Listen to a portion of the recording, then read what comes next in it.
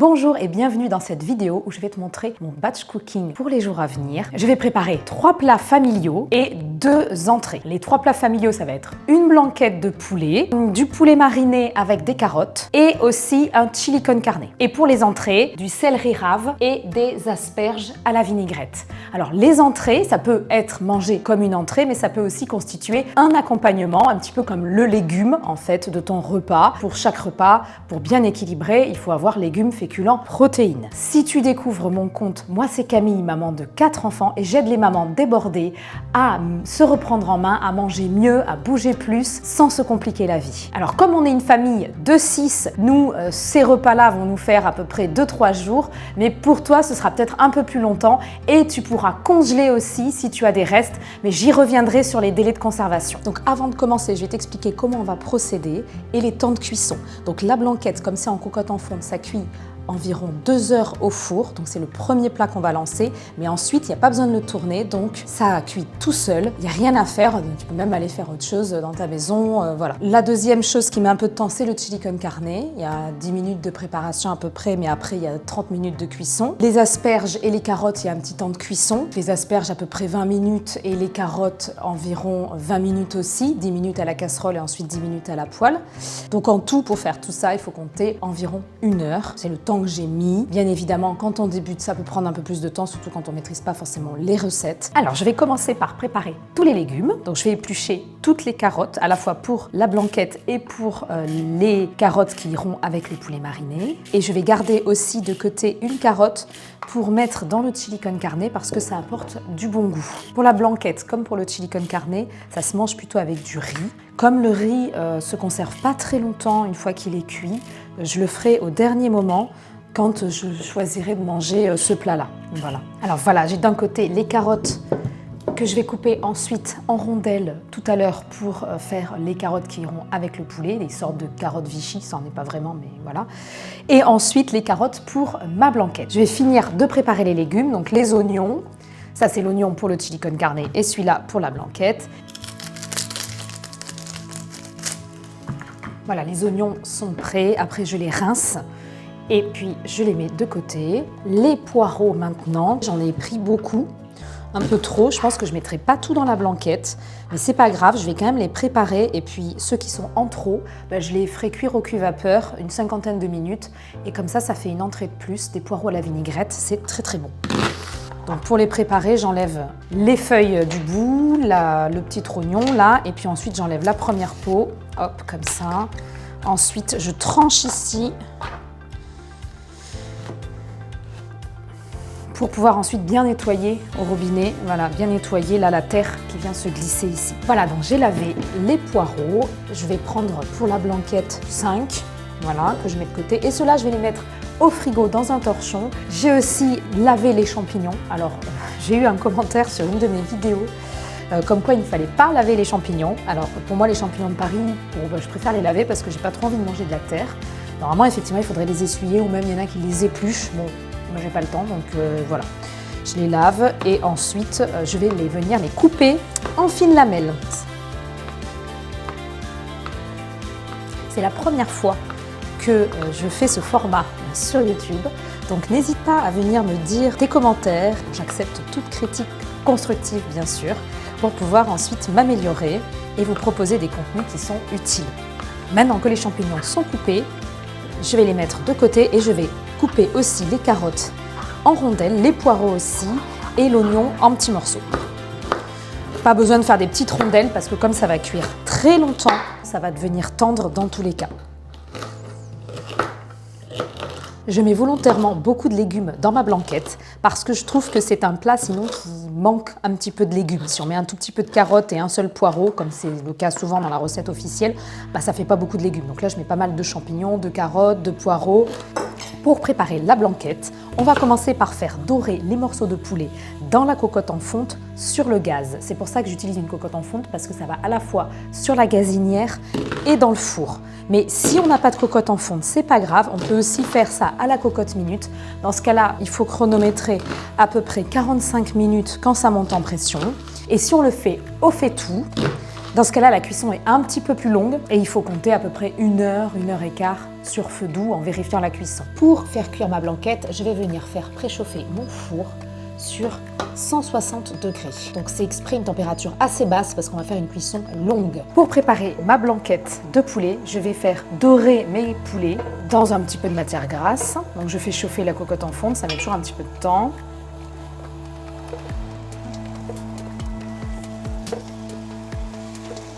Je vais les faire dorer quelques minutes sur feu vif.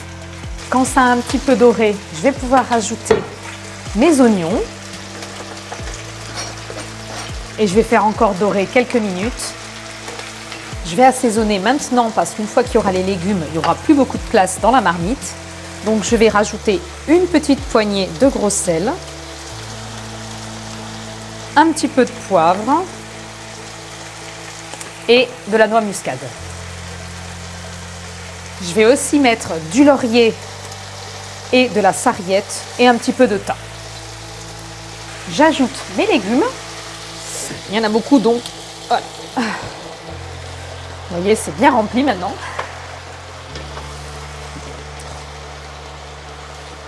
Je vais rajouter du vin blanc de cuisine. Je vais mettre à peu près la moitié de la bouteille. De toute façon, la liste des ingrédients sera en description de la vidéo.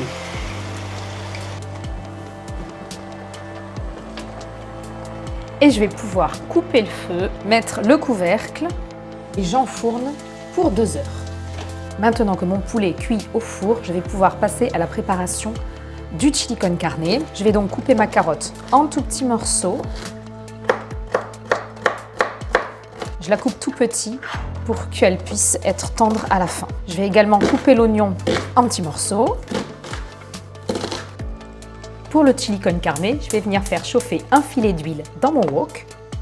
Je prends généralement de l'huile d'olive, mais après c'est selon les goûts. Je vais mettre mon oignon à dorer quelques minutes.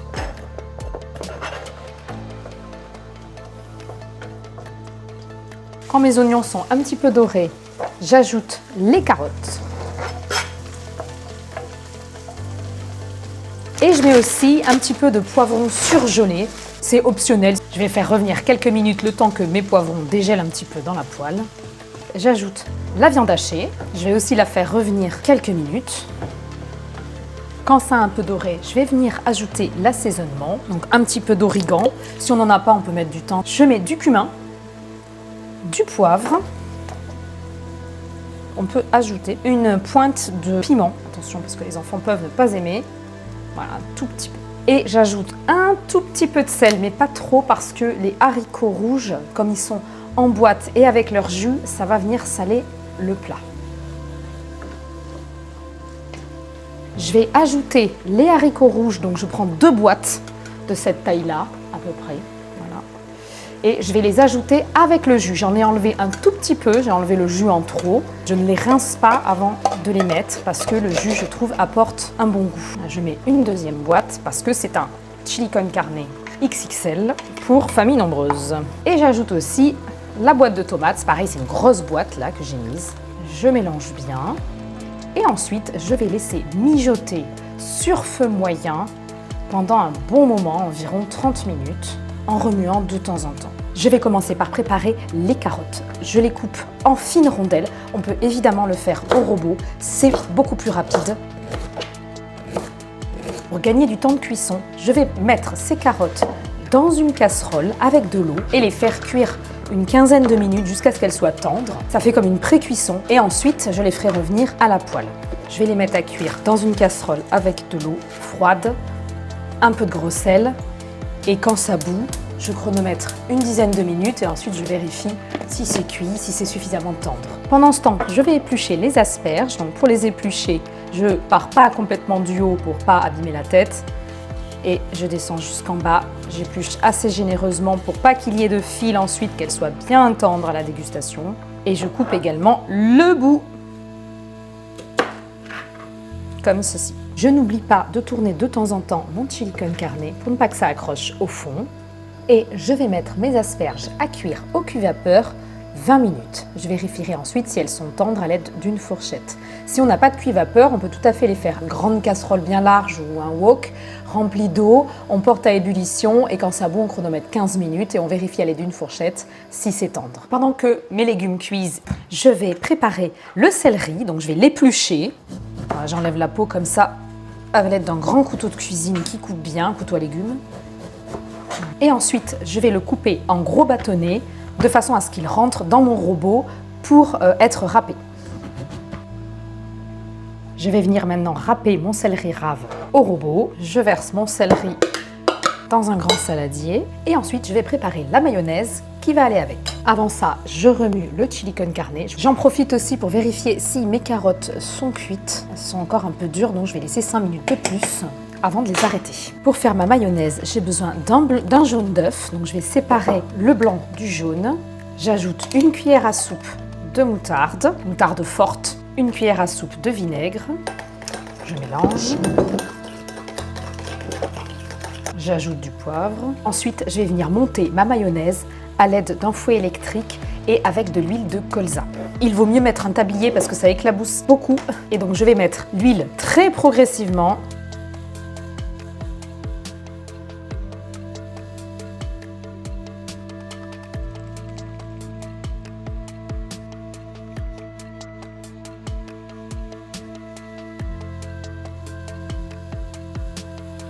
Pour les quantités, pour l'huile, généralement, j'en mets jusqu'à ce que ce soit bien monté, mais j'en mets pas trop non plus pour pas que ce soit trop gras. Et je goûte pour voir si c'est bon. Maintenant, je vais pouvoir mélanger ma mayonnaise avec le céleri.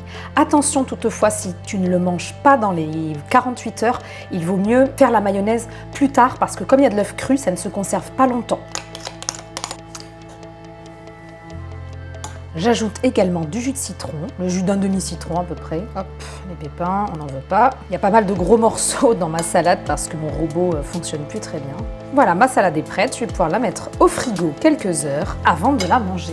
Mes carottes sont maintenant cuites. Je vais pouvoir les éteindre, les passer à la passoire et je vais venir les faire dorer dans une poêle. Un filet d'huile d'olive. Quand ma poêle est chaude, je viens mettre mes carottes. Je vais les faire dorer sur feu assez vif au début et ensuite je réduirai. Pendant ce temps, le chili con carne est presque cuit et je vais goûter pour voir si c'est bien assaisonné.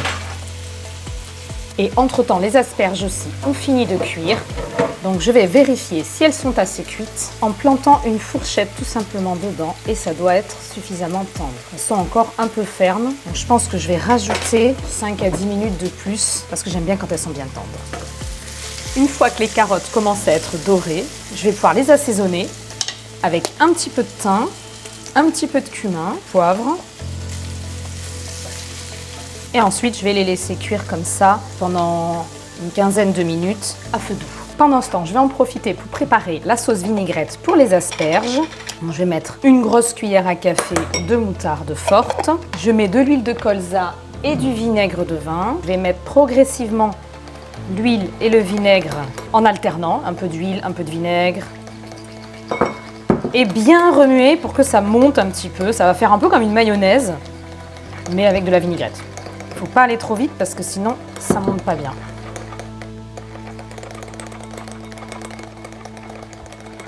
Je mets toujours 2 fois moins de vinaigre que d'huile en moyenne. Sinon, c'est trop vinaigré, c'est acide, c'est pas très bon. Après, ça dépend des goûts. Encore un petit coup.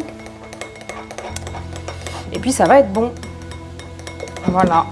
Comme ça, j'ai fait une vinaigrette qui est bien montée. Je vais ajouter sel, poivre.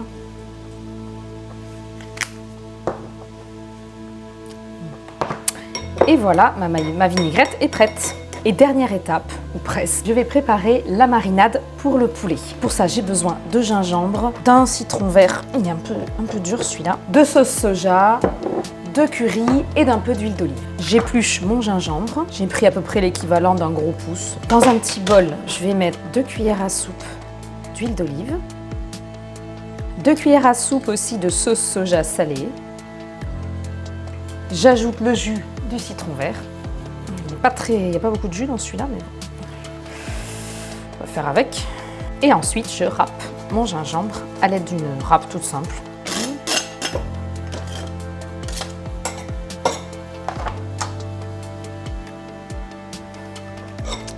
Voilà, et ensuite j'ajoute au moins une bonne cuillère à soupe de curry. Faut pas hésiter à mettre pas mal d'épices, je trouve que ça apporte du goût. Souvent on est un peu timide, on n'ose pas. Et je vais verser cette marinade sur mon poulet, je vais bien mélanger et je vais mettre au frigo et le cuire le lendemain. Après pour la cuisson, ce sera très simple, il y aura juste à faire chauffer une poêle et à le mettre directement comme ça dedans, faire cuire environ 10-15 minutes jusqu'à ce que le poulet soit bien cuit à cœur. Si je trouve que mes carottes manquent de cuisson, et c'est le cas, je peux rajouter un fond d'eau et les faire cuire 10 minutes de plus. Quand les carottes sont presque cuites, j'ajoute un filet de miel. Et voilà, c'est prêt. Au bout de 2 heures de cuisson, je sors la cocotte en fonte du four, je l'ouvre et je vais rallumer le feu. Je vais juste rajouter un petit peu de crème. Ça va permettre de réduire aussi l'acidité du vin. Et je vais lier la sauce à l'aide de la maïzena toute faite, tout simplement. Maïzena sauce blanche. Donc pour ça, il faut que ça bout. Et ensuite, je vais verser très doucement et tout en remuant. On n'est pas obligé de lier la sauce. Il y en a qui préfèrent la manger comme ça. Voilà, donc là, quand c'est bien chaud et que ça bout, je commence à verser la sauce, la poudre et je remue. Le poulet est très cuit, c'est normal qu'il se détache. On peut même enlever les os. Si on a un petit peu de temps, c'est plus simple après. Voilà. Ça met un peu de temps à lier, donc il ne faut pas hésiter à attendre un petit peu, à remuer avant d'en rajouter. Et ensuite, quand c'est lié, je vais pouvoir éteindre et je vais attendre que ça tiédisse pour goûter, pour pouvoir rectifier l'assaisonnement si besoin et ajouter du sel ou autre. Quand les asperges sont cuites, je vais venir les mettre sur une assiette. Et elles sont délicieuses quand elles sont encore tièdes. Et voilà, les asperges sont prêtes, il n'y a plus qu'à les déguster avec la vinaigrette. Et voilà, c'est terminé. Maintenant, il n'y a plus qu'à ranger. Pour la blanquette, ça se conserve à peu près 3-4 jours. La viande est bien cuite, donc 3-4 jours au frigo. Le poulet, donc on le fera cuire le lendemain. Et ensuite, après, ça se garde 2-3 jours, pas plus, parce que pour le coup, c'est pas très cuit. Enfin, c'est cuit, mais c'est pas... ça n'a pas cuit pendant des heures. Les carottes, ça se garde 4-5 jours, voilà, parce que c'est des légumes, donc ça se garde un peu plus longtemps. Les asperges, 2-3 jours aussi au frigo. Et le céleri, un peu moins parce qu'il y a la mayonnaise qui est dedans. Donc si on veut le garder plus longtemps, il faut préparer la mayonnaise plus tard et le mettre au frigo juste râpé, sans la sauce. Et le chili con carne, c'est aussi de la viande très cuite, donc ça va se conserver 3-4 jours. Donc en fait, après, ce que je te conseille de faire, c'est de regarder ce que tu as envie de manger et en fonction des dates, de planifier les menus pour les jours à venir. Ce que je fais généralement, c'est que sur une feuille de papier, j'écris les menus pour les jours à venir et j'écris aussi à côté ce qu'il y aura à faire au moment de manger. Donc par exemple là, quand c'est le soir, c'est blanquette de poulet, je sais qu'il faut faire cuire du riz. Le lendemain, je sais qu'il faudra faire cuire le poulet. Comme ça, tout est noté. Quand on rentre du travail, c'est simple, on sait ce qu'on doit faire. N'hésite pas à mettre un pouce si tu as aimé cette vidéo et n'hésite pas à venir me dire en commentaire ce que tu en as pensé. Et à très bientôt pour une nouvelle vidéo.